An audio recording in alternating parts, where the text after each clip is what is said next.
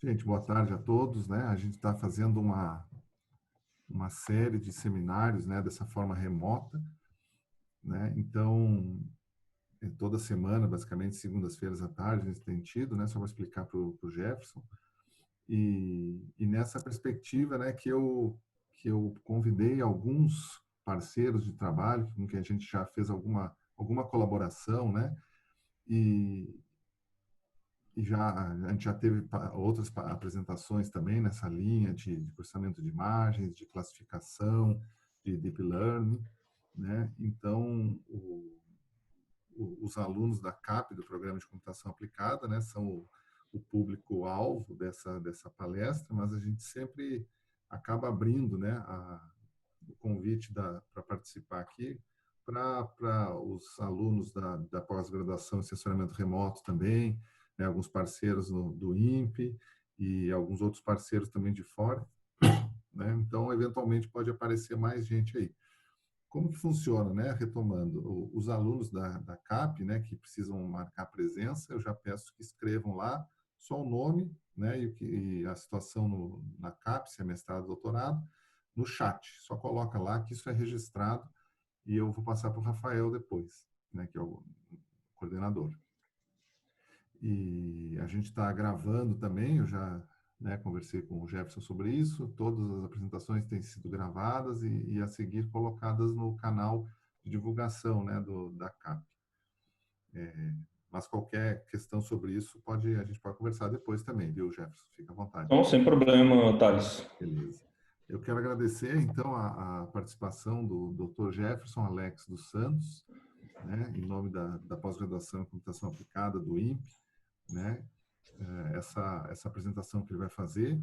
Eu já vou antecipando aqui, né, a parte do currículo, né, eu só sintetizei algumas coisas para que a gente possa conhecer um pouco melhor, né. O Jefferson teve o título de doutor, né, um doutorado duplo, né, pela França, né, uma universidade da França, e também na Unicamp, né, em 2013.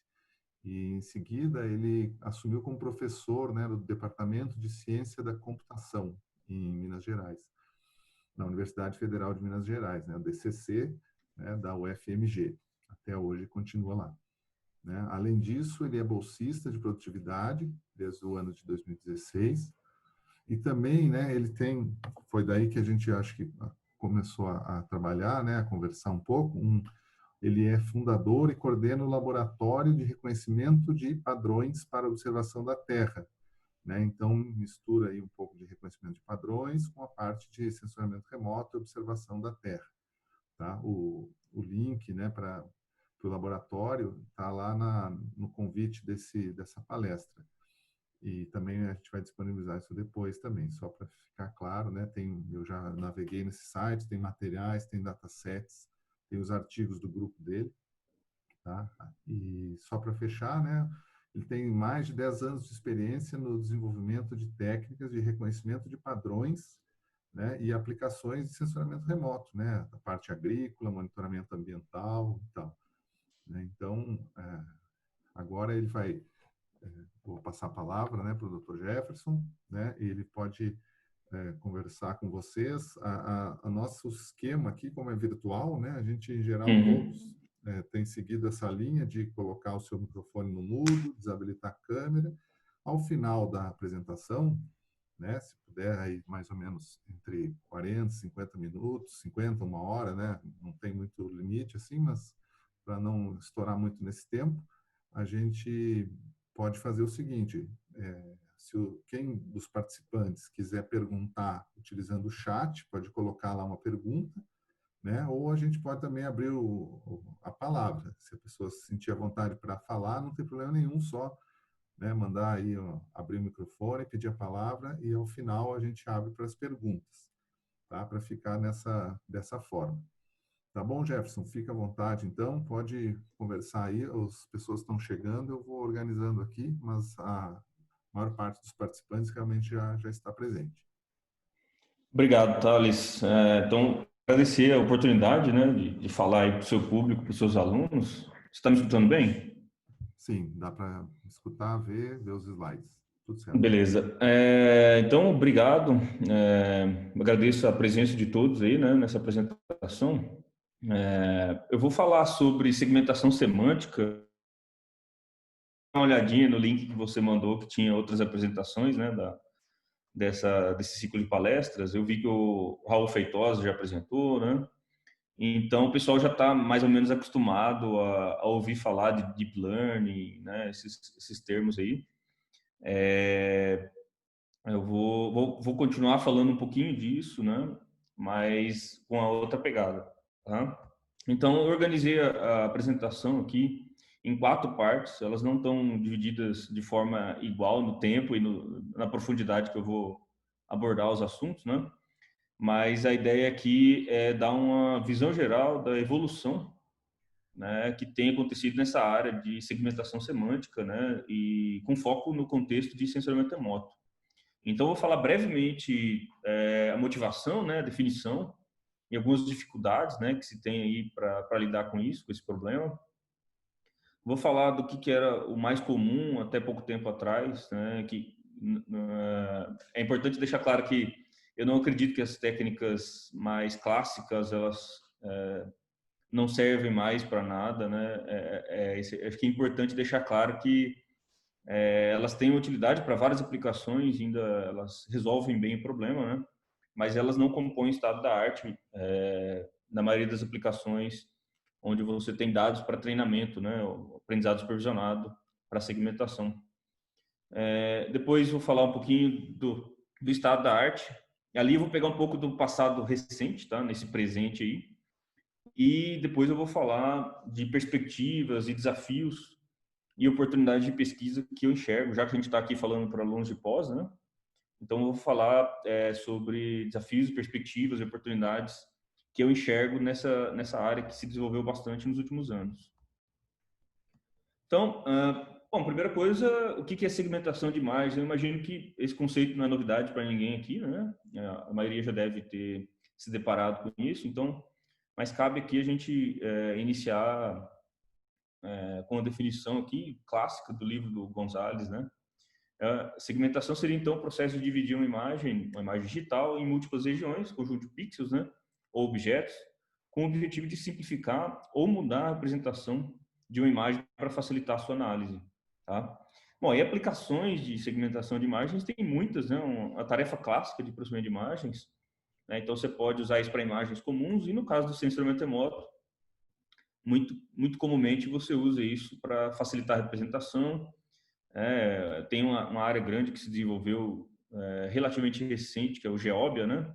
Onde se aplica segmentação e aí você, principalmente com imagens de alta resolução, em vez de você analisar os pixels isoladamente, você analisa aquele agrupamento de pixels, né? Na essência, apesar de você ter abordagens que faz segmentação interativa, né? Na essência, o processo é não supervisionado, ou seja, você não tem nenhum rótulo.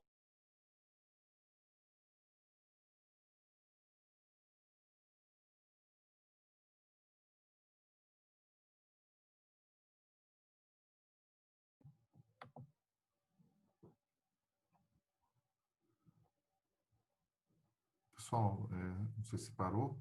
Se alguém puder mandar uma mensagem no chat aí.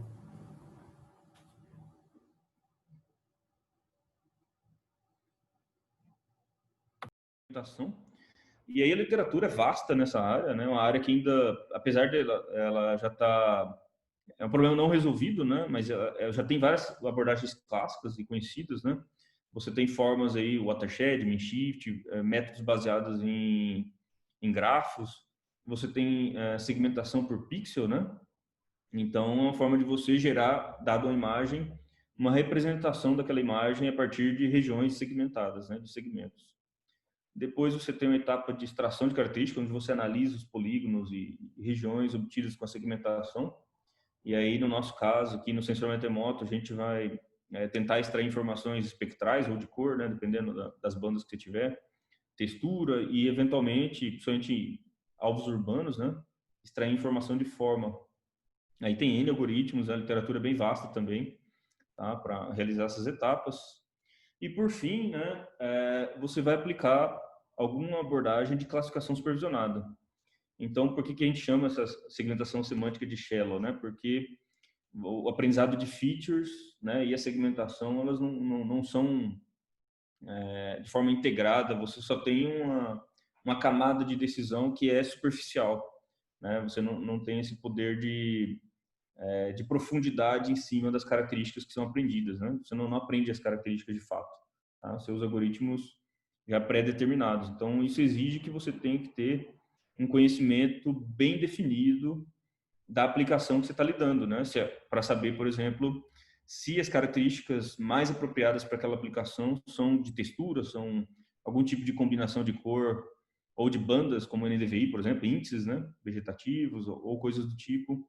Então, isso é determinado pelo seu conhecimento prévio em cima da aplicação, tá? Então, aí na fase de treinamento, né, basicamente você vai aplicar alguma abordagem de classificação supervisionada, SVMs, ou mesmo redes neurais artificiais, né? Elas podem ser aplicadas aí para encontrar uma função de decisão, random forest, boost, enfim, tem uma infinidade aí de abordagens, tá? Bom, uma coisa que se desenvolveu bastante no período pré-deep learning, vamos dizer assim, foi a criação, né, o estudo aí vamos dizer assim, o desenvolvimento de várias abordagens que exploram múltiplas escalas de segmentação. E a principal necessidade é que em sensoriamento remoto a gente tem essa necessidade, né, na hora de você segmentar objetos, dependendo do uso que você quer fazer, às vezes para a mesma imagem, você pode, por exemplo, aqui, né, um exemplo simples, você pode estar interessado em analisar, dependendo da resolução da imagem, propriedades foliares da imagem, né, da vegetação que tem, ou simplesmente indivíduos, algumas árvores em especial, determinar a espécie de cada árvore, ou analisar conjuntos de imagens ou espaçamento entre elas, por exemplo, para analisar a questão do desmatamento. Então, isso vai exigir níveis de granularidade, níveis de escalas diferentes da sua segmentação, tá? Então, uma coisa que ficou muito comum aí, até 2012, 2013, né, são métodos que fazem como esse que eu estou mostrando aqui, né, onde você tem a imagem de satélite como entrada, né, depois que você treinou esses módulos, né, de segmentação, no caso usando múltiplas escalas, extração, você tem uma etapa de treinamento em múltiplas escalas, e aí você tem um classificador capaz de treinar e aprender as melhores features para cada escala, tá? Então, aqui é só um exemplo de um dos métodos, né? Mas se você olhar na literatura, tem vários métodos. A literatura se desenvolveu bastante com esse pipeline aqui para múltiplas escalas de segmentação. Um exemplo clássico aí que muitos de vocês já devem ter ouvido falar ou usado mesmo, né? É o software do Recognition, que ele faz alguma coisa parecida com isso também, tá? Então, esse pipeline é bem clássico mesmo, como a gente está falando aqui na apresentação. Bom, então, quais são os problemas aí da segmentação semântica shallow, né? Um erro é que esse processo onde você tem 3 etapas no pipeline bem definido, né? Ele implica que se você tiver um problema nas primeiras etapas, isso vai ser propagado para a etapa final e isso vai empobrecer o seu classificador. Então, se você fizer uma segmentação ruim, né, um processo de segmentação ruim, isso vai impactar nas features que podem, por exemplo, se você aplicar extração de features de forma em cima de uma segmentação ruim, isso pode implicar em features ruins que vão descrever mal os objetos que você está querendo classificar, né? E isso tudo é propagado para o classificador final, classificador de padrões, tá? Você tem, então, a necessidade de algoritmos específicos para cada aplicação, né? E aí você tem a dificuldade de aplicar métodos consolidados, né, para fotografias, para imagens RGB. Então você tem uma vasta literatura, até pouco tempo atrás, né, acontecia isso. Você tem uma vasta literatura de abordagens de visão computacional que elas eram limitadas pelo tipo de dado, né? Você só conseguia aplicar em imagens RGB. Quando você tinha imagens multiespectrais, hiperespectrais, você não conseguia aproveitar de forma adequada esses métodos, né? Porque eles não eram adequados para mais do que 3 bandas, essas bandas que elas codificam, né? Então você tem essa dificuldade E você também tem a questão dos métodos baseados em Ensemble, né? Eles funcionam razoavelmente, mas eles são bastante custosos, né? Geralmente o treinamento desses métodos exige várias horas, muito tempo de processamento, né? E ainda assim não garante a qualidade dos resultados, tá? Bom, com isso eu encerro um pouquinho de uma visão geral sobre o que eu chamo aqui de passado, né? E não no sentido pejorativo passado, mas no sentido de que são abordagens bem clássicas, né, da literatura, mas ainda assim acho que são muito úteis para resolver vários problemas, né? Bom, então vou falar agora do que eu estou chamando de presente, que inclui um passado relativamente recente, né? Porque a gente está falando ali do surgimento das redes neurais profundas, junto com o acesso a tecnologias de processamento em larga escala, processamento pesado com GPUs, que vem ali de 2012 para cá, tá? E então eu estou falando desse período de 2012 até agora, e eu vou finalizar nos métodos do estado da arte, tá? Para a segmentação semântica. Bom, então eu vou contar aqui como se fosse uma historinha, tá? Então você tem abordagens profundas para rotulação densa. Vou falar de uma ideia mais simples possível, tá? Que qualquer pessoa conseguiria implementar sem usar bibliotecas especiais, tá? Depois, uma adaptação um pouco mais robusta, né? Para rotulação densa, que são as Fully Convolutional Networks. E aí, abordagens um pouco mais do estado da arte mesmo, que seriam redes com deconvolução, e algumas abordagens que tratam um pouco diferente informação espacial para segmentação semântica, incluindo abordagens específicas para grandes imagens, né? Bom, então, a gente está falando aqui de classificação a nível de pixel, tá? É isso que a gente chama de segmentação semântica, correto? Então, a primeira estratégia que você poderia usar é, dado um pixel, né? Você considerar o contexto que ele está inserido, tá? Muitos métodos, isso aqui é muito comum quando você vai extrair textura de imagens, né? Então, você considerar o contexto para representar um pixel, né? Haralick Features, por exemplo, né? Matriz de concorrência, coisas assim, tá? Então, a primeira estratégia para você usar redes convolucionais aí seria, dado a imagem original, você selecionar vários pixels na sua imagem, né? Aplicar uma rede convolucional padrão e aí para cada pixel, né, da sua imagem de entrada, aqui eu já estou falando da etapa de predição, imagina que eu já tenho treinado aqui o meu modelo, você vai gerar um mapa de probabilidade aí para cada pixel, tá? Essa abordagem funciona, tá? Tem alguns artigos na literatura, a gente até fez um trabalho em 2016, quando a maioria dos métodos estavam sendo desenvolvidos, né? Essa abordagem funciona bastante, né? Funciona bem no sentido de gerar mapas com qualidade razoável, tá? Para a maioria das aplicações. Qual que é o problema dela? Você acaba fazendo muitos processos aqui de convolução nessa janela de contexto que elas poderiam ser compartilhadas entre os pixels, né? Então, o custo computacional é muito alto dessa abordagem, ela é inviável. Então, vamos dizer que ela existe do ponto de vista teórico, né? Mas ela não é adequada para uso prático, porque o custo computacional é muito alto. Tá? Então, o problema é justamente isso que eu estou falando aqui, operações redundantes devido aos overlaps. Tá? Então, quando você pega um crop desse para representar um único pixel, né? Quando você tem essa sobreposição aqui, você está realizando um monte de cálculos, né, que você poderia compartilhar isso e executar uma vez só, tá? Para vários pixels. Então, é uma abordagem muito ineficiente. Tá?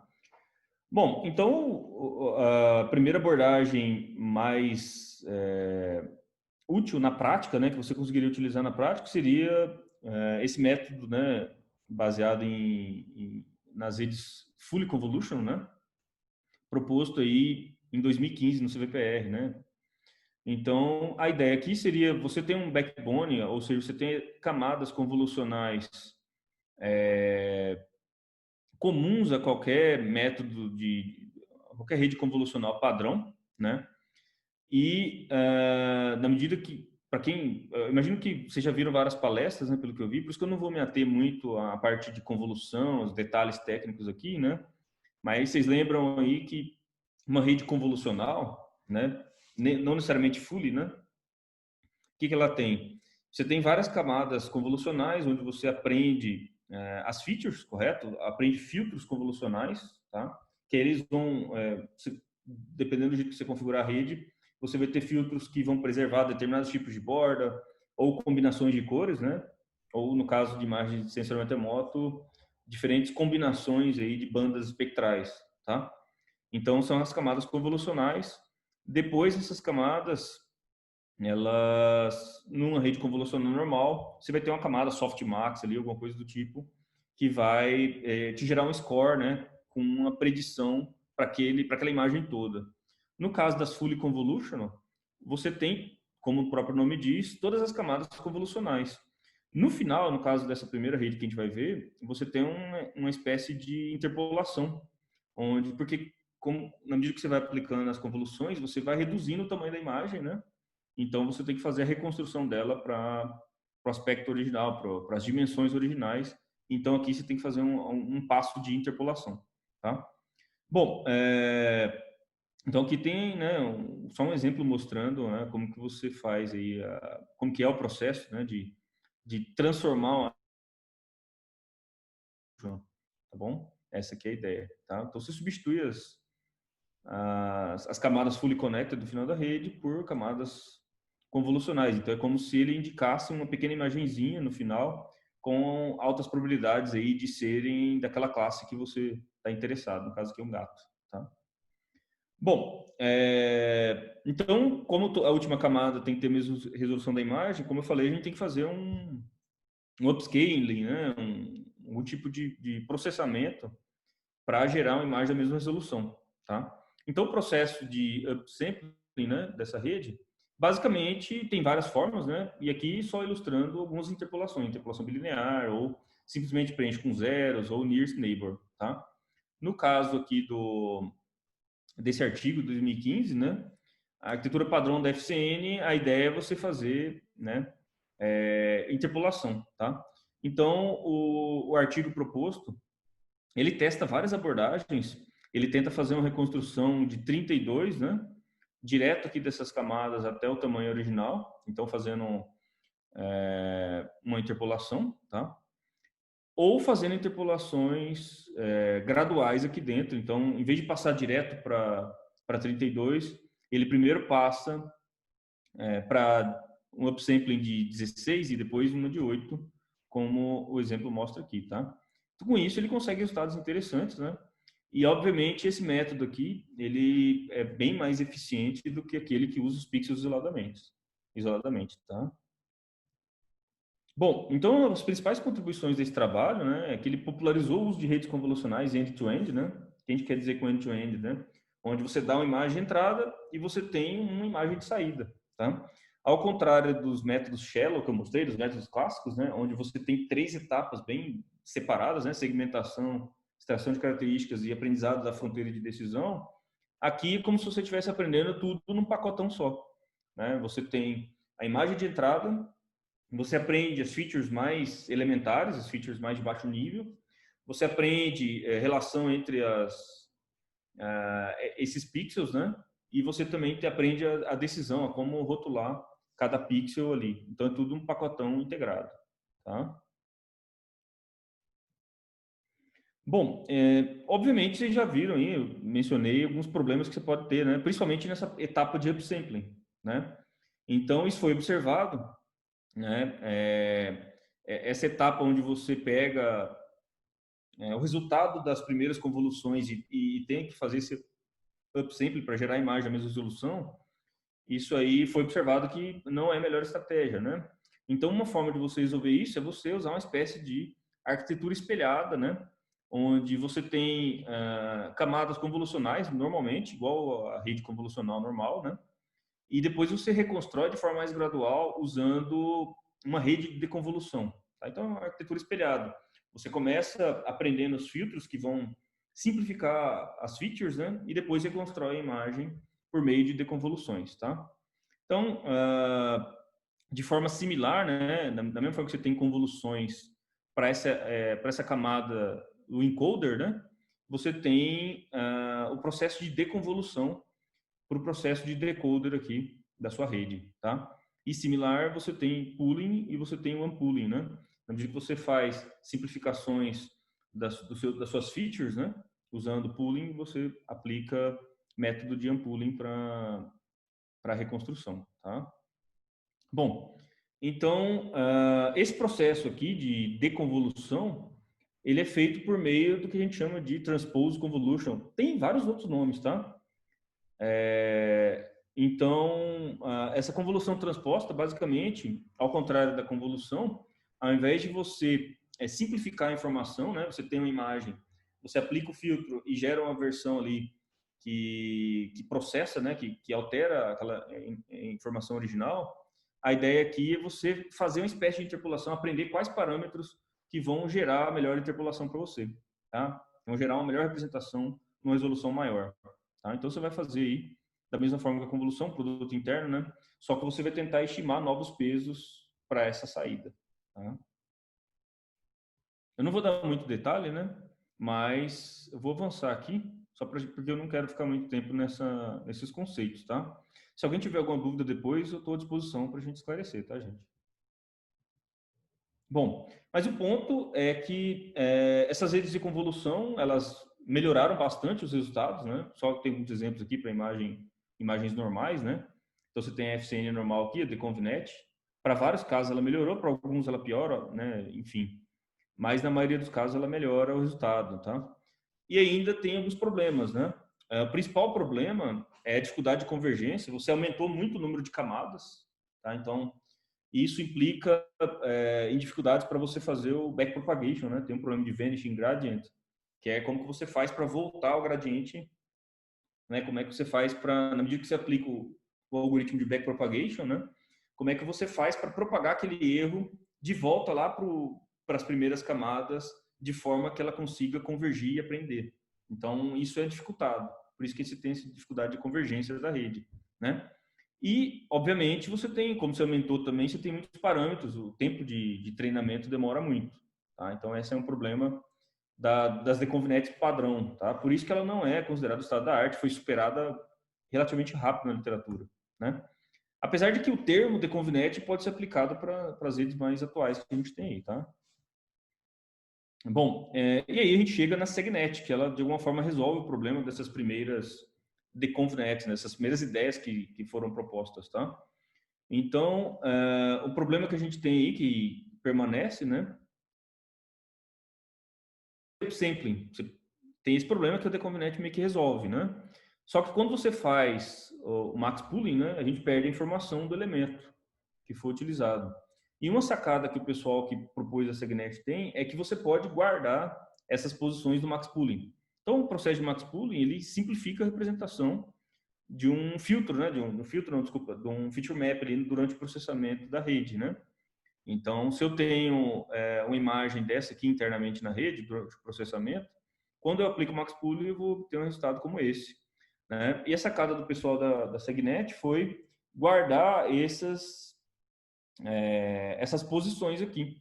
Então, no processo de max pooling, quando você vai fazer aqui, né, a partir do decoder da rede, você guardando as posições, você poupa processamento e consegue uma representação espacial mais interessante, tá? Você consegue colocar os elementos nas posições originais, tá?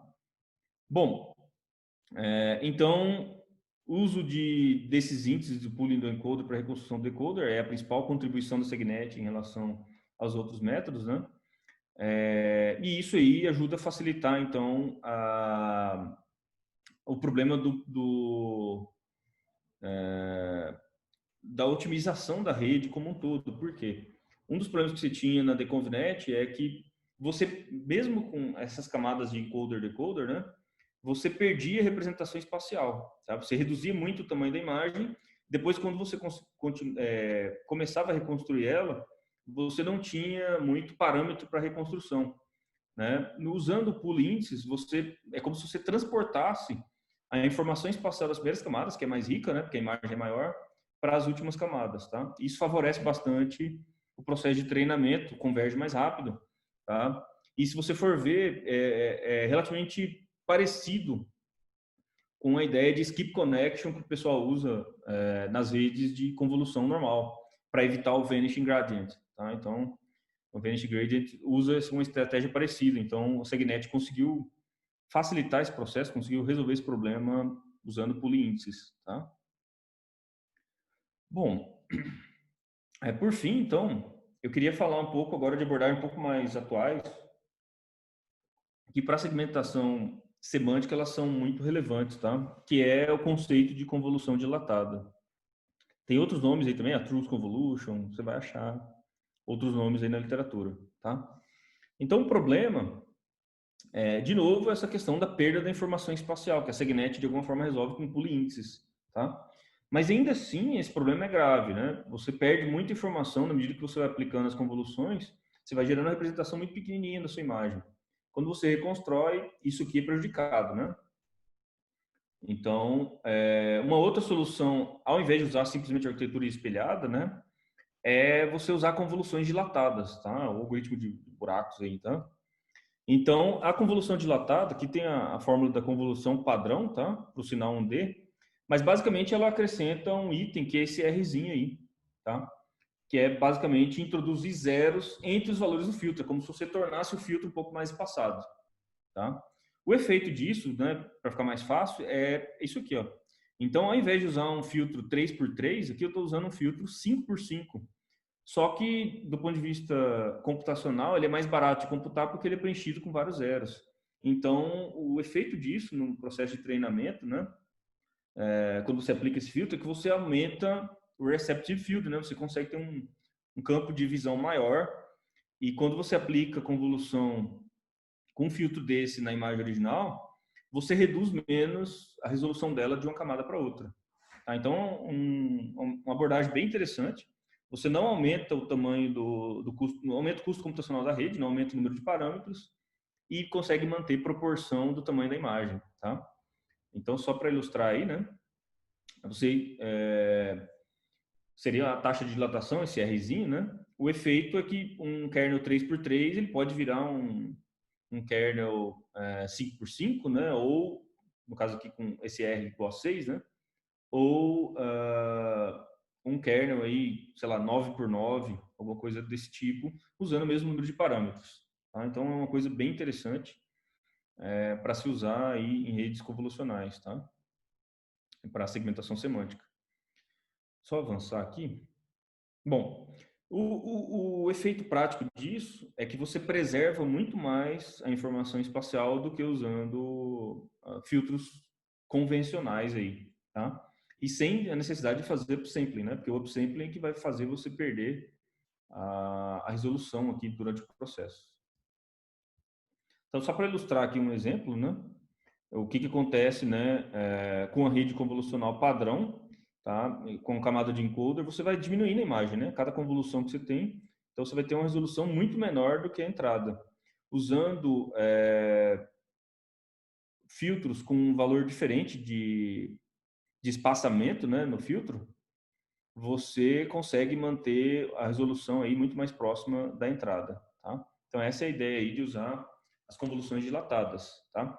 Na medida que você vai convoluindo a imagem de entrada, você vai aumentando o seu campo de visão do filtro para preservar a resolução, tá? Então, tem vários métodos que usam isso hoje, tá? Os métodos mais efetivos aí para segmentação semântica, todos eles usam algum tipo de convolução dilatada ou então várias, né? Como por exemplo aqui essa pirâmide espacial aí, em diferentes níveis de convolução. Tá? Depois isso é concatenado e o resto do algoritmo é processado aqui. Bom, por fim, então, nessa revisão aí sobre métodos atuais para segmentação semântica com Deep Learning, eu gostaria de falar um pouco sobre um problema bem específico quando você está lidando com imagem de satélite, tá? Que é o processamento de grandes imagens. Tá? Por que eu digo que isso é muito específico e é muito próprio de sensoramento remoto? Porque é uma coisa que não é muito importante quando você está lidando com imagens convencionais, porque tem a ver com o contexto que você está lidando, né? Então, o contexto de uma imagem convencional é o contexto limitado pela imagem, né? Então, você tirou a foto, se eu tiro uma foto de um determinado ambiente, né, ele é limitado pelas bordas da imagem, você não consegue ver o que está além daquilo, né? No caso da imagem de satélite, você pode colocar como entrada para o seu método, para sua rede convolucional, por exemplo, né? Pode colocar o mundo todo, um país inteiro, né? Então, como é que você limita o contexto da convolução dos filtros, né? A aplicação deles, né? Nessa imagem toda, tá? Isso é bem complexo, né? E isso isso gera problemas com relação ao desempenho, né? Porque se você realiza o processamento em patches muito grandes, você pode não ser necessário analisar aquele contexto todo, então você está fazendo uma série de cálculos que não estão gerando representação para o seu modelo, e ao mesmo tempo, se você limita muito, né, a atuação dos seus filtros convolucionais, você vai acabar aprendendo features muito locais, não vai conseguir representar features que englobam uma região maior, tá? Então, no caso do sensoramento remoto, o contexto ele pode variar bastante e geralmente trabalhar com grandes quantidades de imagem ou mosaicos muito grandes, tá? Então, o clássico esse fazer você tem a imagem, você divide em patches, né? E você aplica a sua rede convolucional e classifica elas todas, né? E depois você faz aí a colagem, né, desses métodos, tá? Desses resultados, tá? Aqui eu coloquei Fully Convnet, mas pode entender como qualquer outra rede de segmentação semântica, tá? Como a imagem é muito grande, você não vai poder passar a imagem inteira porque o custo computacional é muito alto, você não tem nem memória, às vezes, para processar isso, fazendo um único forward na rede, né? Uma única passagem pela rede. Então, você quebra em patches, processa individualmente e depois junta tudo para gerar o mapa final, tá? Qual que é o problema disso? Como é que eu faço para determinar o tamanho dos patches? Então, é o que eu falei, né? Você determina patches muito pequenos, você pode estar limitando muito o contexto desses patches, e se você coloca patches muito grandes, aí você pode estar pegando um contexto exagerado que não agrega na sua imagem e pode dar problema de memória, inclusive na execução, tá? Então, um método que a gente propôs no nosso laboratório é um método que, durante o aprendizado, você passa diferentes tamanhos de patch e, durante o próprio treinamento da rede convolucional, usando a ideia de convoluções dilatadas, né? Você aprende qual que é o contexto mais adequado para aquele problema que você está lidando. Tá? Então, além de você aprender as features, aprender a segmentar a imagem, você aprende qual que é o tamanho de patch mais adequado para o seu problema. Tá? Então, só ilustrando o processamento e tal. Eu vou avançar, tá? Para a gente não alongar muito. Deixa eu ver o horário aqui. Já falei bastante, né? Bom, e aí eu vou falar agora, pessoal, para concluir a apresentação, sobre o futuro, tá? Sobre coisas que eu acho bem relevantes e que eu acho que pode abrir a mente de alguns aí alunos de pós, né, no desenvolvimento dos seus trabalhos, se estiver trabalhando com coisas parecidas aí com o que a gente faz no meu laboratório, tá? Então eu dividi essa parte em 4, tá? Você tem abordagens que a gente chama aí de Open Set Classification, coisas relacionadas a Domain Shift, tá? Small Data e segmentação interativa, tá? Então, o primeiro conceito que eu gostaria de falar aí é o conceito de segmentação semântica em cenário aberto. O que seria OpenSet? Esse é um conceito que está crescendo bem, né? O interesse da literatura de visão computacional em cima disso, e tem a ver com o seguinte efeito, tá? No cenário fechado, o que você tem é o seguinte, né? Um classificador. Esquece um pouco o censuramento remoto, vamos pensar em cachorro e gato aqui, tá? Para ficar mais fácil. Então, você tem na etapa de treinamento, você tem alguns exemplos de cachorro, alguns exemplos de gato, e aí você vai ter um algoritmo de aprendizado aí que vai aprender e gerar um modelo treinado, correto? Esse modelo, quando eu tiver uma nova imagem, que eu não sei qual é a classe dela, eu posso aplicar o modelo e gerar um rótulo para essa nova imagem, correto? Esse é o processo padrão de classificação. O que seria, então, isso aqui é um processo closed, né? No processo open, as classes que eu usei no treinamento, não necessariamente elas vão representar o mundo todo, correto? Isso é bem comum. Então, pode ser que no conjunto de teste, aqui, na hora de predizer as coisas no mundo real, eu posso ter imagens que não pertencem a nenhuma dessas classes. Só que como o meu modelo ele é treinado no conjunto fechado, ou seja, ele só sabe aprender cachorros e gatos, né, só sabe detectar ou classificar cachorros e gatos, quando eu passo a imagem de um cavalo, ele vai acabar, baseado no que ele acha mais parecido, chutando em uma classe.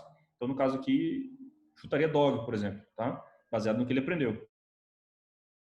Serve para cenários abertos, tá? No modelo de cenário, no modelo onde você considera que o cenário pode ser aberto, você tem que aprender cachorros e gatos, né? Você vai gerar um modelo.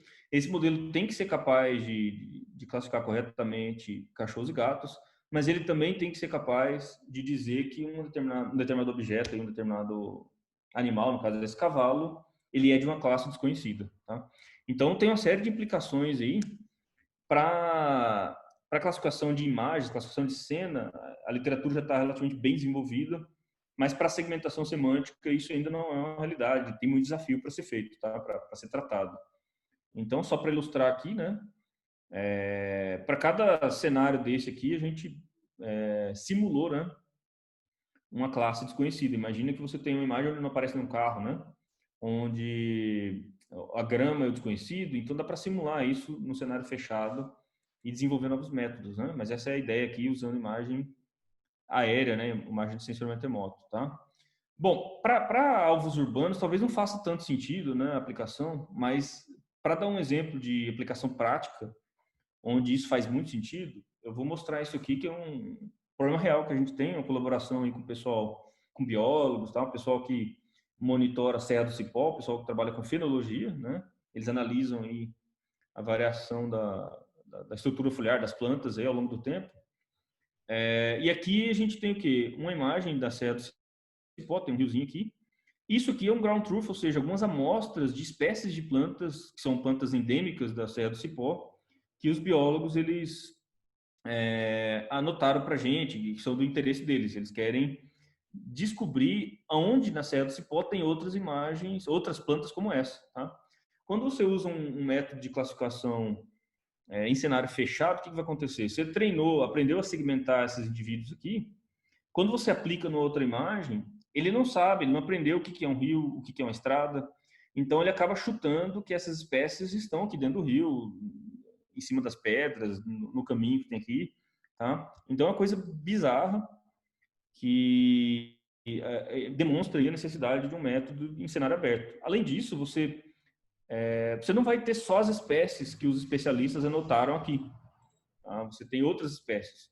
Então, como é que você lida com outras árvores detectadas que são de outras espécies? Você tem que dizer, ó, não conheço a espécie, né? Ou que ela tem a probabilidade de ser daquela espécie, mas pode não ser. Então, você tem que ter algum tipo de retorno mais soft nessa segmentação. Tá? Bom, outro problema interessante é o problema de domain shift, né? Que pode ser um shift, uma variação no domínio, né? Geográfico, temporal ou relacionado ao sensor. Você está fazendo treinando modelos com imagens de diferentes locais ou diferentes, só para dar um exemplo mais simples, diferentes estações do ano, já dá muito diferente, principalmente nos países mais com latitude maior, né? Ou do sensor, tá? Treinar com, sei lá, Landsat, tentar classificar no Sentinel, sei lá, alguma coisa do tipo, tá? Então, o Domain Shift, ele lida com isso, né? Quando amostras de treinamento são coletadas de uma imagem ou de uma região espacial diferente daquela usada para o mapeamento, né? As mudanças espectrais entre as duas distribuições, elas vão fazer com que o modelo vai falhar, que ele falhe, né? Então, essas mudanças são devidas à diferença das condições de aquisição ou atmosféricas, né? Ou mudanças na natureza do objeto observado mesmo. Tá? Então, esse é um problema complicado que dificulta o uso de segmentação semântica em larga escala, tá? Porque um problema comum desses 4 tópicos aqui é que esses métodos de segmentação semântica do estado da arte, eles precisam de muito dado para treinar. E a gente tem essa dificuldade em sensoriamento remoto, tá? Nem sempre a gente tem muito dado anotado, principalmente quando depende de usuário especialista. No caso do exemplo que eu dei ali de biólogos, né? Ele não vai te dar uma grande área de floresta com várias amostras, né? Ele vai te dar uma outra amostra que ele conseguiu, às vezes ele teve que ir a campo, né, para identificar as amostras, tá? Então, o domain shift geográfico, né, um exemplo aí seria quão efetivo um modelo treinado para detectar soja no Paraná, ele pode ser aplicado no Mato Grosso do Sul, será que funciona adequadamente, né? Questão temporal, sazonal, né? Um modelo treinado para monitoramento de florestas, né, com imagem de janeiro, pode ser usado para detectar vegetação em julho, tá? Então, provavelmente você vai ter alguns problemas que vão reduzir, né, a efetividade do método de segmentação semântica aí, tá? Então, só para ilustrar aqui do ponto de vista mais teórico, né, seria você tem o domínio alvo, né, o domínio source, né, o domínio de origem, e você treinou o seu modelo aqui. Quando você vai aplicar ele no target, né, você tem um deslocamento, né, causado por essas variações aí, geográficas, espectrais, enfim, tá? O efeito disso é que várias amostras, né, da mesma classe, elas podem ser mal classificadas, né? Então, o domain adaptation seria você gerar um espaço comum onde esse modelo funcione para ambos os domínios, tá? Então, um problema complicado, esse aqui é bem aberto, né? A gente teve uma experiência no laboratório aí com métodos de domain adaptation. A gente testou mais métodos que trabalham numa única representação de features, então a gente não chegou a testar métodos deep no primeiro momento para plantações de café, né? Então a ideia aqui seria o seguinte: a gente tem alguns municípios mapeados no sul de Minas, né? Então você tem o município de Guaxupé e Guaranésia, por exemplo, eu tenho rótulos completos, um município inteiro de café. E aí eu treino meu modelo com esses caras, né? Com essas imagens da cidade, outro município, no caso Monte Santo. Então eu tenho que adaptar o domínio para que gere um espaço de representação comum, né? Onde, quando eu tentar mapear Monte Santo, eu gere um classificador de padrão aqui, né? Aprenda essa variação de domínio para funcionar para um outro domínio, né? No caso Monte Santo. Então, a gente fez alguns testes e um problema clássico que tem em domain shift, né, em domain adaptation, é o que a gente chama de negative transfer. Às vezes, tem que tomar cuidado com isso. Às vezes, a adaptação de domínio ela não é efetiva e ela, ao invés de ajudar você tentar classificar um outro domínio, ela atrapalha, tá? Então, é o que a gente chama de negative transfer. O modelo ele fica tão enviesado no método original que, quando você tenta adaptar, ele prejudica o método novo, tá? Então, é um problema clássico aí de domain adaptation. Bom, uma outra coisa interessante é que nem sempre você tem o que a gente chama de pareamento para fazer os modelos. Você não tem amostras e classes de todos os domínios para os alvos, né, que você está tratando, tá? Então, a gente acabou, nesses casos, né, a gente conseguiu resultados interessantes usando redes generativas, né, adversariais, as GANs, tá? E funcionou muito bem para imagens médicas, tá? Então a gente fugiu um pouquinho, está trabalhando com segmentação semântica, ainda mais no caso de imagens médicas. Então só tem alguns exemplos comparando o método que a gente propôs com outros métodos da literatura, né, para segmentação semântica, onde a gente conseguiu superar vários métodos. E aí a pergunta que vem, né, tá só um pouquinho, inclusive esse método foi tão bem sucedido que a gente está usando ele para diagnóstico de COVID agora, tem um projeto interessante sobre isso, né, que a gente está conseguindo diferenciar imagens de pulmão com COVID e sem COVID. Tem vários métodos atualmente que se parecem com isso que a gente está propondo. A grande diferença é que a gente consegue treinar com pouco dado. Tá? Porque eu estou falando de domain adaptation, e por que fazer o domain adaptation? Não é só porque é legal, né? Mas é porque você consegue daí aproveitar rótulos de outros dados. Como o rótulo é escasso, né? É difícil de anotar, então fazer o domain adaptation pode ajudar. Para imagens médicas, esse método que a gente chama de Codagan funcionou muito bem. E aí a pergunta é, por que esse método não funciona bem para sensoriamento remoto? Tá? E aí, o que eu queria deixar aqui, né, de mensagem, né, do porquê que está em aberto, tem a ver com o contexto espacial, né? O que acontece em imagem médica, quando você está trabalhando com a questão de anatomia, é que os órgãos eles têm a posição correta deles ali bem definida. Dificilmente você vai ter uma imagem muito fora do padrão. Você tem o pulmão, ele está ali, e tem o coração, tem clavículas, está tudo mais ou menos sempre na mesma posição na imagem. Quando você tenta usar GANs, né, essas redes generativas em imagem de satélite, você gera coisas bizarras, né? Você gera uma estrada que termina num rio, que depois começa de novo, e aí vem a plantação. Então, gera coisas surreais. Então, a transferência de conhecimento ela é muito dificultada com redes generativas, principalmente devido à necessidade de representar melhor o contexto espacial. Então, tem um espaço grande aí para desenvolver métodos. Para coisas específicas, por exemplo, segmentação de estrada, eu já vi que tem métodos que funcionam bem e conseguiram resolver esse problema. Mas aí eles usam conhecimento prévio da aplicação. Tá? Você não consegue fazer segmentação semântica genérica, né? Treinar a rede para qualquer coisa. Ele vai funcionar só para estradas. Tá? Bom, você tem o problema, então, aí de small data, né? Que eu falei um pouco. Então, seria um termo oposto aí ao big data, né? Seria quando você tem poucos dados estruturados, né? E organizados. E a literatura de visão computacional, ela tem caminhado bastante aí, né? Nos últimos anos, no sentido de tentar aprender com pouco dado anotado, mas mais focado nisso, né? Seria tentar aprender com poucas amostras, né?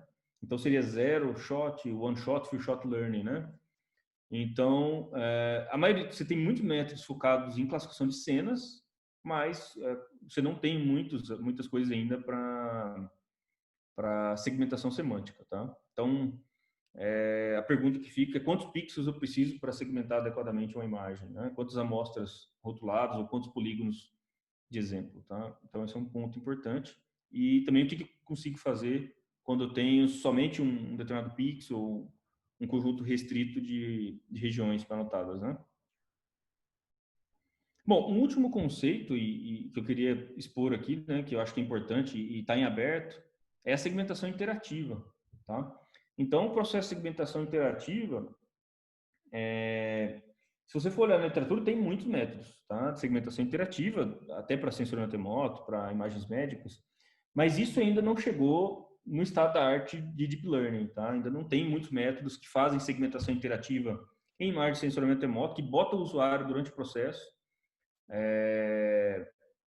usando uma máquina com o poder todo, né, de aprender features e tudo aquilo que a gente viu aqui hoje, embaixo, né, na parte inteligente, tá? Então, eu acho que segmentação interativa é uma tendência interessante, é uma área bem interessante para ser explorada, e tem algumas perguntas relacionadas a isso, né? Eu tenho trabalhado com isso, até no meu doutorado eu tentei trabalhar com segmentação interativa, mas com abordagem shallow. E a dificuldade que a gente tem é como botar o usuário, como gerar uma interface agradável para o usuário. Será que o feedback do usuário tem que ser implícito ou explícito, né? Para ele ir ajustando, né? Então, tem uma série de questões aí importantes, tá? Então, uma primeira questão é como que você vai orientar o usuário, como que tem que ser a anotação das regiões durante o processo, né? Em anotação aí de segmentação semântica para outras áreas, você tem estudos mais consolidados nesse sentido, né?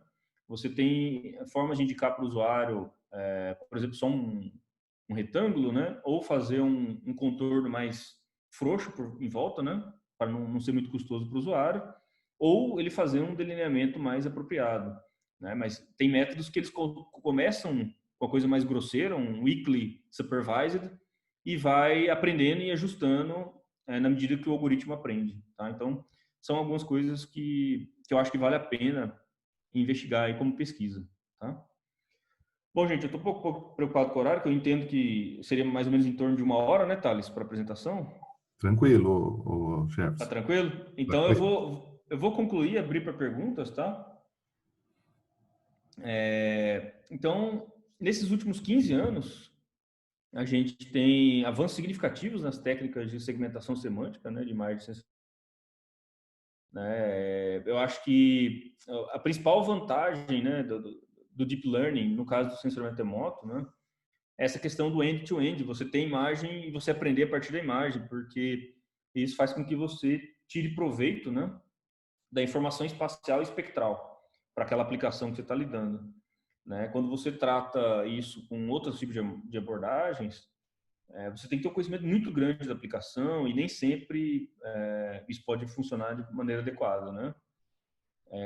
Então, o aprendizado integrado para segmentação, extração de características, classificador de padrões seria a grande vantagem, né?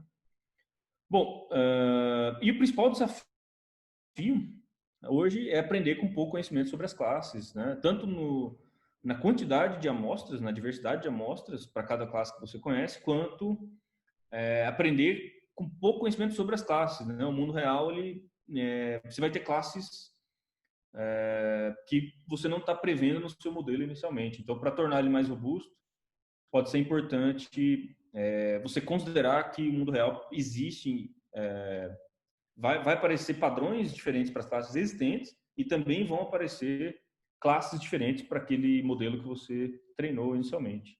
Tá? Bom, então o Thales falou do meu laboratório, né? Boa parte do que eu falei aqui a gente desenvolveu, já é artigo nosso, né, do laboratório, então a gente tem acompanhado a literatura. Confesso que é difícil acompanhar, porque sai muita coisa o tempo todo, tá? Tá cada vez mais difícil. Mas a gente tem uma atuação bem interessante aí nos últimos anos, nessa área de segmentação semântica e outras áreas também, né? Acabou que eu aprendi que o corpo humano é muito mais parecido com o planeta do que eu imaginava, então a gente conseguiu expandir os resultados para outras áreas, a área médica, por exemplo, então está tendo alguns resultados legais. Né? E é isso, gente. Obrigado pela atenção, obrigado pela oportunidade, Thales e o pessoal aí, tá? Eu estou à disposição para responder e tirar dúvidas. Beleza. Muito obrigado, viu, Jefferson? Muito obrigado. A palestra foi excelente. Falou aí sobre as novidades, né? Essa área é realmente muito quente e é muito difícil ficar atualizado, né? Essa é a verdade. A gente como tu falou, né? Que olhou a palestra do Raul, do tempo da palestra dele para tu, já deve ter tido mais algumas novidades aí. Ah, não, você abriu o archive lá, já tem um monte de gente fazendo coisa. É difícil, viu? Você muito. sabe que tem um aluno, você participou não sei se foi da qualificação do Kehler, né? Sim, sim. Agora estou numa banca com ele, já doutor. Aí, olha que maravilha, que banca é essa? Depois eu te passo os detalhes, acho que é na USP. Enquanto Ah, isso, na USP, sim, bacana, Thales. Então, o que aconteceu com ele ele começou a trabalhar com Deep Learning quando era tudo mato, vamos dizer, né? Quando era lá no início, em 2013, ele me procurou, a gente começou, nem sabia direito do que se tratava, conhecia redes neurais, mas enfim, a gente viu o potencial e investiu nisso. E os primeiros artigos dele, do doutorado, foram em 2015. E quando ele defendeu o doutorado, a banca comentou, né? Falou, mas isso aqui que você está colocando na tese é tudo muito bem conhecido na literatura, né? Só que para o momento onde ele obteve aqueles primeiros resultados, não era. Então, o negócio está acontecendo tão rápido que quando o aluno defende diante de um doutorado, o doutorado dele está defasado. Boa parte do que ele fez, né? É complicado. é muito difícil atualizar nessa área, mas a gente está tentando, né? É bem Sim, não, acho que é interessante. importante conhecer, né, também. Isso mesmo. Eu vou pedir aí para o pessoal colocar perguntas no chat, como eu falei antes, né? Ou colocar perguntas também, se quiser abrir o áudio, tá? Eu anotei algumas perguntas aqui, aí à medida que for o caso aí, se poucas pessoas fizerem perguntas, eu vou colocando as minhas no meio, tá? Tem uma pergunta aqui, eu vou simplesmente ler. Rafael Ok. fez a pergunta. Existe alguma receita de bolo, entre aspas, bem definida a respeito das técnicas? Por exemplo, técnicas mais apropriadas para imagens de pessoas ou técnicas para veículos ou para imagens urbanas, para imagens rurais? Entendeu? Pergunta se tem já um Sim, receita de mapeamento. bolo. Cara, eu acho que não. Não tem receita de bolo. Não tem receita de bolo, mas o que você tem são os zoológicos aí de redes neurais, né? Então, para segmentação semântica também. Então, uma coisa bacana dessa área, e é por isso que ela se movimenta muito rápido também, é que tudo tem, o pessoal publica e já disponibiliza o código. Então, acaba que não tem receita de bolo, mas porque o problema é esse, né? Dependendo do que você vai fazer, você não tem essa necessidade, só para dar um exemplo, de que o treinamento seja rápido. você pode deixar um mês rodando que não vai ter problema. Então, às vezes, um método com uma rede um pouco com mais camadas pode ser mais adequado para o seu problema, né? Então, acho que vai de caso a caso, tá? Pelo menos eu não tenho conhecimento disso, para essa aplicação, usa esse método, Uhum. tá? Eu acho que varia bastante, tá? Agora, sim, uma coisa que você vê que eu fui falando, eu fui seguindo meio com ordem cronológica, principalmente na parte do Deep Learning. Dificilmente hoje você vai acabar usando esses primeiros métodos de Deep Learning que eu falei. Por exemplo, a Fully Convolution Network, ela funciona bem, só que ela vai te dar para várias aplicações aí uma perda de 10% de acurácia aí na segmentação semântica, por causa do upsample que ele faz com interpolação. Uhum. Então acaba que faz pouco sentido você usar esses métodos que já estão ficando para trás. Você vai acabar usando coisas com convolução dilatada, mesmo que você não precise necessariamente daquela abordagem, como ela é mais robusta e até poupa parâmetros, você vai acabar começando por ela para testar. Entendi. Tá? Então, Deep Lab, SegNet, você vai começar com essas abordagens, né? Nessa linha também é que aqui, né, o pessoal da computação, não sei se todos ou talvez alguns, né, já tenham começado a ter interesse pela área e talvez não saibam. Então, uma pergunta bem de leigo, né? Imagina que, né, alguém ficou bem interessado com a palestra e agora eu tenho o meu conjunto de dados aqui, vamos supor, sensoramento remoto mesmo, né? E eu queria Sim. testar, né? E, claro, agora em termos de métodos a gente já entendeu. Agora, em termos de infraestrutura, conjunto de dados, assim, linguagem de programação, biblioteca, computador, qual que seria um negócio meio, um ponto de partida, né? Razoável para alguém poder trabalhar com Deep Learning hoje? No sentido mais didático, né? Se você está aprendendo ainda, vai executar toy examples, coisas simples, né? E aí, então, eu não sei se o Raul teve oportunidade, não assisti a apresentação dele toda, né? Eu só vi um pedaço, mas o Google ele tem um ambiente, o Google Colab, que ele é integrado aí com o seu e-mail do Gmail mesmo, né? Você consegue pelo Google Drive aí criar, quem programa em Python, a linguagem seria Python, né, no caso. Então ele cria um ambiente, um Jupyter Notebook, né? E ele permite você rodar códigos na nuvem, lá com GPUs inclusive lá do Google. Então, para execução de códigos menores, para quem está aprendendo, eu sempre recomendo começar com o Google Colab. Tá? Se digitar no Google, eu estou com a minha página aberta aqui. Uhum. Então, não sei se o pessoal conhece a ferramenta. Eu acredito que sim. No ano passado, a gente teve algumas experiências justamente nessa linha e está bem alinhado Isso. com o que tu falou, com o Colab. E para aprender é ótimo. Aí você consegue rodar até bastante coisa. O que vai ter dificuldade é que você vai ter que ficar migrando o seu dado para a nuvem, né, para rodar lá. Então, se você tiver dado próprio, né, por exemplo, dados do INPE, que às vezes tem um sigilo, alguma questão ali, né, fica complicado você pôr no Google. E também ele tem limite de horas para rodar. Agora, assim, para rodar isso, depois que você já domina e precisa de uma infraestrutura, né, aí você precisa ter algumas GPUs boas, né, para rodar. E o custo é relativamente alto, tá?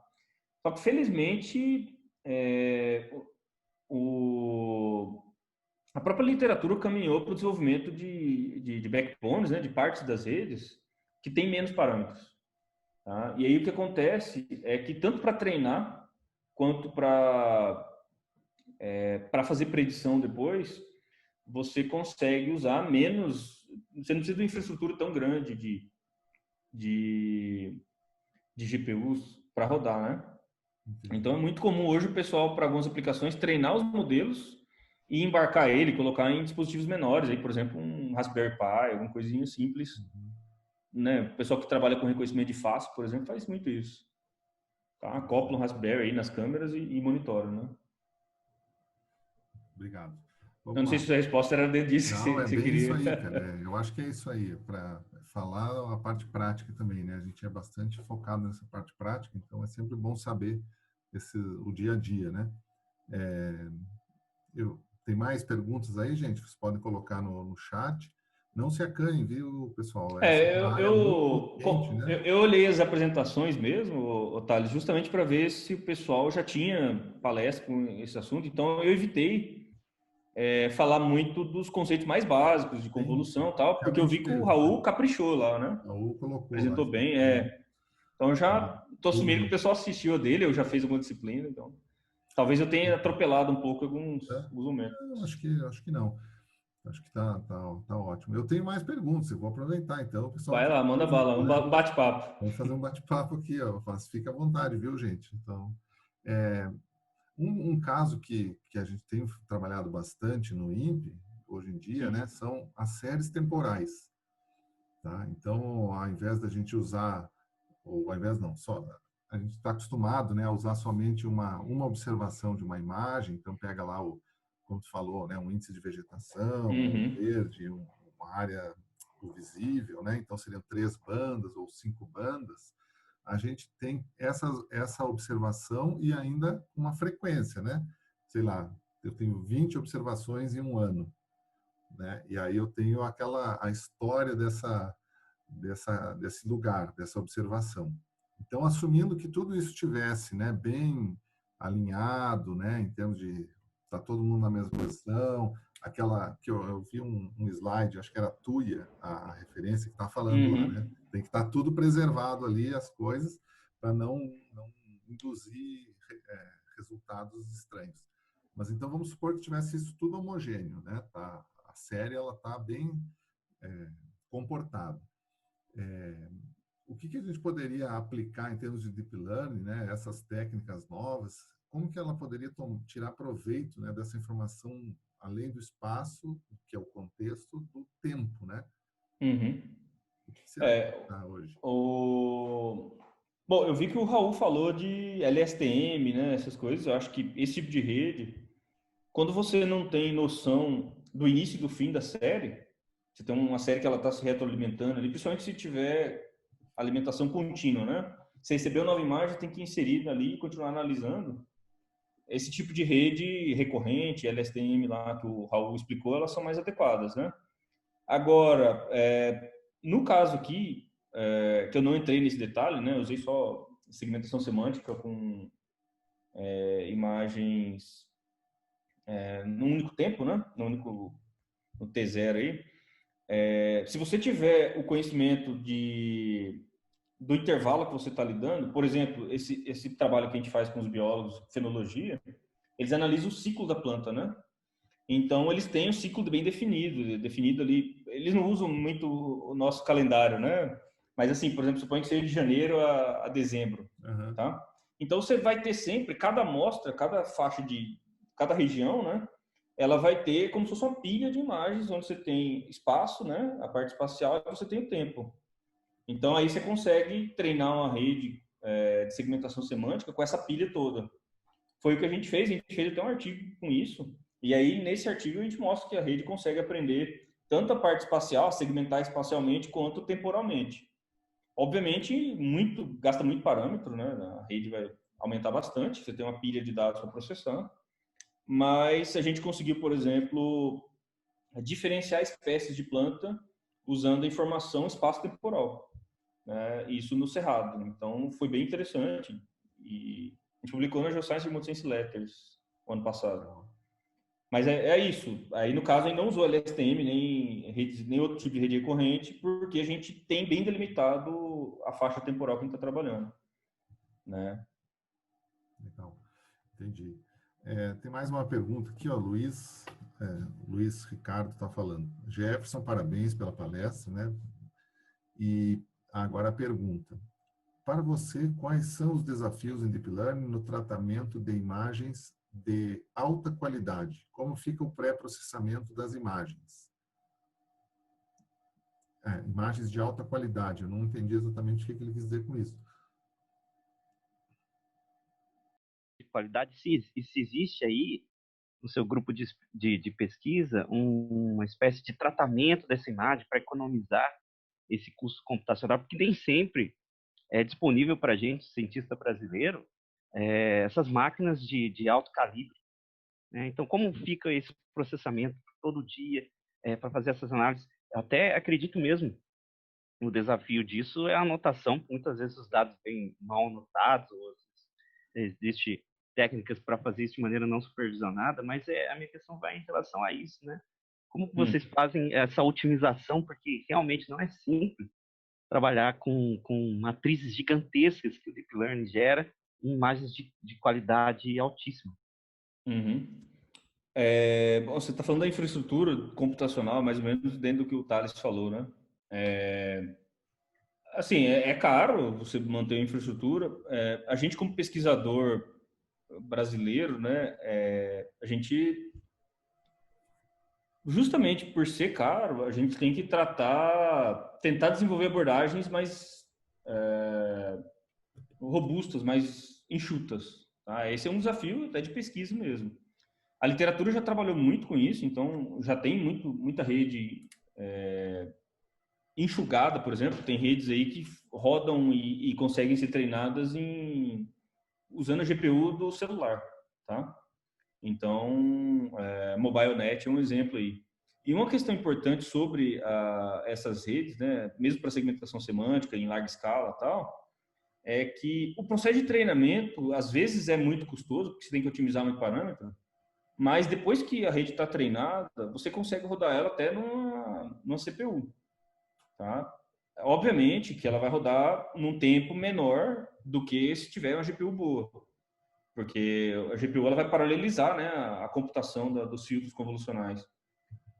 Mas vai funcionar, tá? Vai funcionar. Então, assim, se você demora, sei lá, 2 minutos numa GPU muito boa, você vai demorar algumas horas, mas vai fazer o mesmo trabalho, tá? Então, assim, não ter uma grande infraestrutura não inviabiliza o processamento, tá?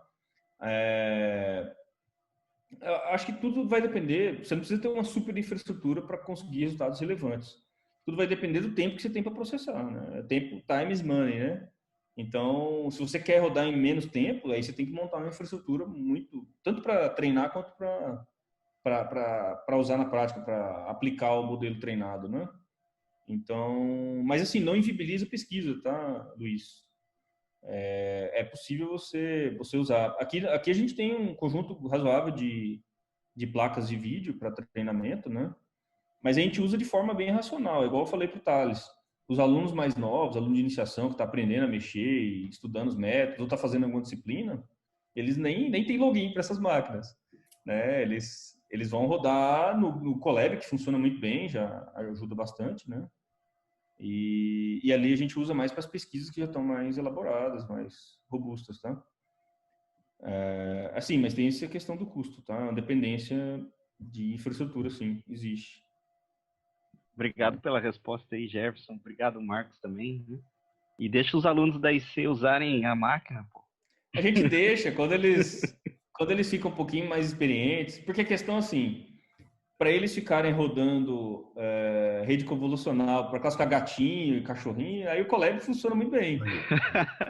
Eu quero ver eles verdade. pegarem, que nem esses processos no IPI, imagem da Amazônia inteira, ou cidades, imagem de alta resolução numa grande cidade, aí não vai dar para rodar lá. Aí eles vão ganhar o login dos servidores, tá? Obrigado, viu?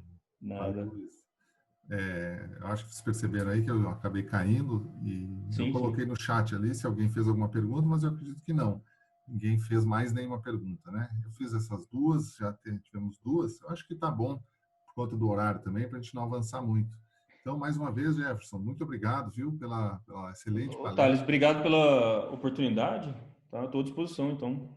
Tá certo. Então, com isso, né, obrigado a todos os participantes. Assim a gente encerra essa palestra, esse seminário, tá? Todo mundo já colocou os nomes ali e estamos todos à disposição aí, né? Cada um na sua casa aí, por mais um bom tempo aí, né? Um abraço a todos, boa tarde. Eu vou encerrar a conexão para todos, tá bom? Tchau, tchau, gente. Obrigado. Tchau, Thales. Obrigado aí. Tchau. Abraço.